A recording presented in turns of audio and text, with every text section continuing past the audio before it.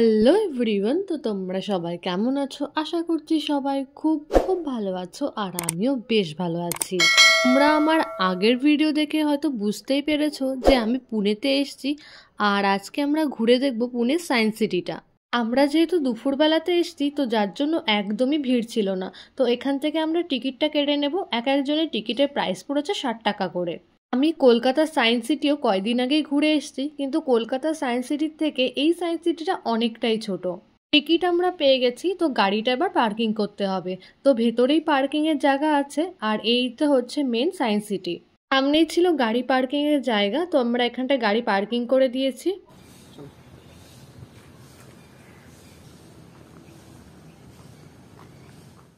এই কয়দিন বেশ মেঘলা মেঘলা ওয়েদার ছিল, বেশ ভালোই ছিল, কিন্তু আজকে এত রোদ উঠেছে যেন মনে হচ্ছে গা হাত পা একদম পুড়ে যাচ্ছে।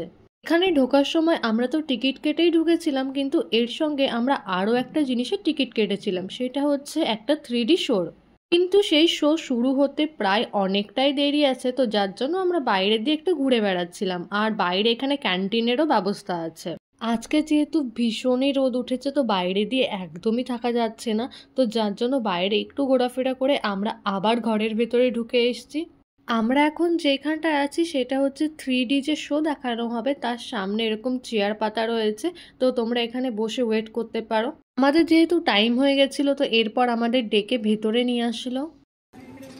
Pimpri Chinchwad corporation establish Pimpri Chinchwad planetarium show में आप सभी का स्वागत है। यहाँ पर आप जो शो देखने वाले हैं उसका नाम है प्लैनेट।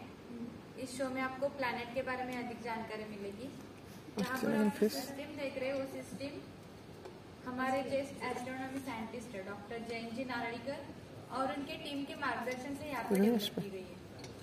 आप जिस चेयर पर बैठे वो चेयर पुश बैक से चेयर को पुश करके बैठना है, आपको ऊपर की तरफ शो दिखाई देगा। सभी ने अपने अपने मोबाइल साइलेंट मोड पर रखने।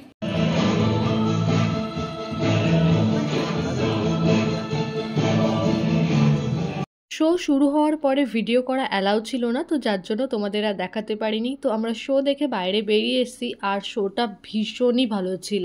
তোমরা যদি পুনে সায়েন্স সিটিতে ঘুরতে আসো তবে অবশ্যই এই শোটা একবার হলেও দেখতে পারো, ভীষণই ভালো লাগবে তোমাদের সবার। আমরা প্রথমেই যে গ্যালারিটা এসেছি সেটা হচ্ছে একটা অটোমোবাইল গ্যালারি।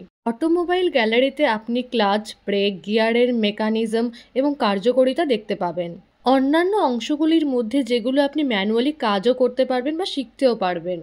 এরকম গ্যালারি আমি প্রথমবারই দেখলাম, তো আমার তো ভীষণই ইউনিক লেগেছে ব্যাপারটা। এখানে এমন এমন মডেলের গাড়ি রাখা আছে যেগুলো হয়তো অনেক আগে চলতো কিন্তু এখন বন্ধ হয়ে গেছে। যেমন এই গাড়িটাই দেখো কি সুন্দর। এই গ্যালারির ভেতরে প্রচুর জিনিস আছে দেখার, কিন্তু আমার যেহেতু গাড়ি সম্পর্কে খুব একটা আইডিয়া নেই, তো যার জন্য আমার কাছে জিনিসটা একটু বোরিং লাগছে। কিন্তু আমার বোরিং লাগলে কি হবে, সৌতমের তো নাকি এই জায়গাটা ভীষণই ভালো লেগেছে। ও প্রতিটা জিনিস এত খুঁটে খুঁটে পড়ছে। এইখানটায় রাখা আছে বিভিন্ন ধরনের চাকা, মানে ছোট বড় বিভিন্ন ধরনের চাকা রাখা আছে।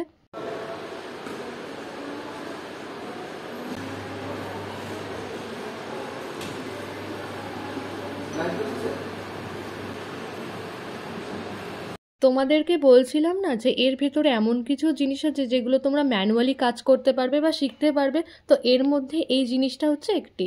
এটা যত সম্ভব একটা বড় ট্রাকের ইঞ্জিন, তো সেটা কি করে কাজ করে সেটাই দেখানো হয়েছে এখানটায়। আর একটা জিনিস তোমাদের দেখায়, সেটা হচ্ছে দেখো কত রকমের সাইকেল রাখা আছে এখানটায়। প্রতিটা জিনিস সম্পর্কে পাশে লেখানো রয়েছে, প্লাস স্ক্রিনেও দেখা যাচ্ছে। এর পাশেই রয়েছে আদিম মানুষের জীবনযাপন করার একটা বিবরণ। এখানটায় আমরা বেশ কিছুক্ষণ দাঁড়িয়ে এগুলো দেখছিলাম, কেননা দেখতে কিন্তু ভীষণই ভালো লাগছিল। সিঁড়ি দিয়ে আমরা চলে আসলাম ফার্স্ট ফ্লোরে, কেননা আমরা এতক্ষণ গ্রাউন্ড ফ্লোরে ঘুরছিলাম। তো ফার্স্ট ফ্লোরে এবার আমরা দেখব এনার্জি। এখন যেহেতু দুপুরের সময়, তো যার জন্য পুরো সায়েন্স পার্কটাই ফাঁকা। ভেতরে একটা লোকজনও নেই, শুধু আমি আর সৌতম ছাড়া। আর এখানটা দেখো কি সুন্দর করে বোঝানো হয়েছে যে সূর্য আমাদের কি করে এনার্জি প্রদান করে, আমরা শক্তি কিভাবে কিভাবে পাই এবং সেই শক্তিগুলোকে আমরা কিভাবেই বা কাজে লাগাই, সেই সব জিনিসই এখানটায় দেখানো হয়েছে।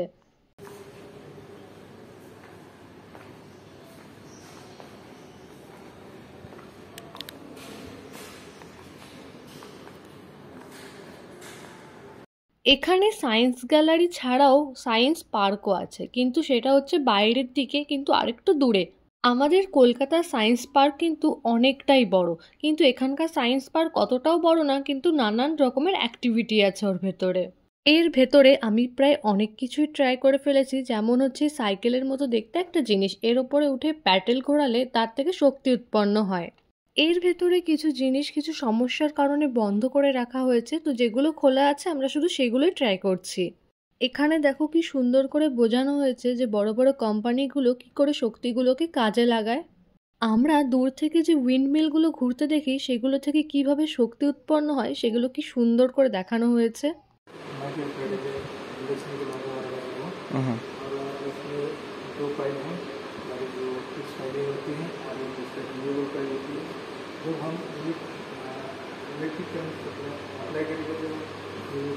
ওনার নামটা আমার ঠিক মনে নেই, কিন্তু উনি এখানটায় কাজ করে এবং যারা এখানে ঘুরতে আসে তাদের প্রতিটা জিনিস সম্পর্কে এক্সপ্লেন করেন।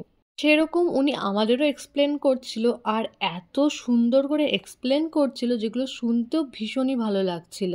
এরপরে ওনার সঙ্গে আমরা আরও অনেকক্ষণ কথা বললাম।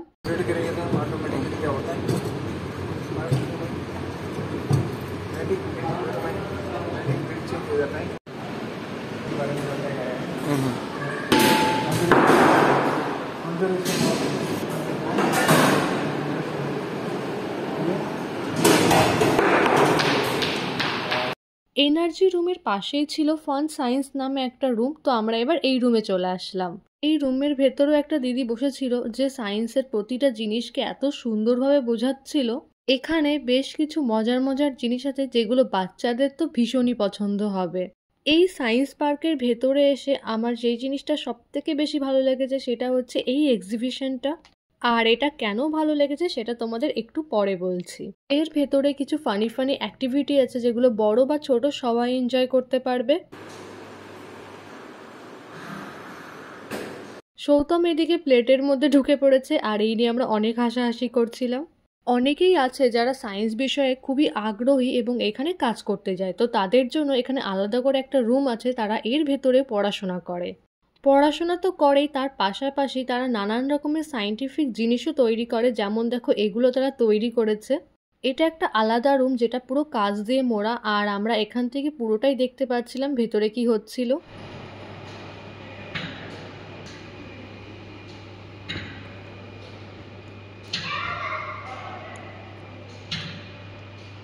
এরপর আমরা চলে আসলাম এই এক্সিবিশনের ভেতরে, আর এটা একদমই নতুন নতুন ওপেন হয়েছে। এবার বলি যে এটা আমাদের কাছে এত ভালো লেগেছে কেন। ভালো লাগার একটা কারণ তো অবশ্যই আছে, আর সেটা হচ্ছে সৌতম হচ্ছে এই ডিপার্টমেন্টে জব করে, তো যার জন্য আমাদের কাছে একটু স্পেশাল লেগেছে জিনিসটা।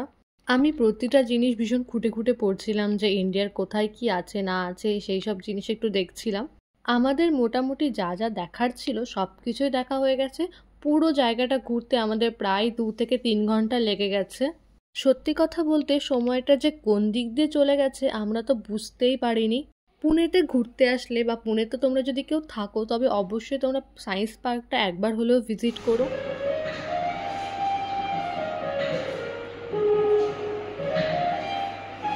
আমরা চলে আসলাম বাইরে, আর সারাদিন ঘুরতে ঘুরতে এখন ভীষণ খিদে পেয়ে গেছে, তো এখন কিছু খাওয়া দাওয়া করবো। তবে আজকের মতো ব্লগটা এখানেই শেষ করছি, দেখা হবে পরের কোনো ব্লগে।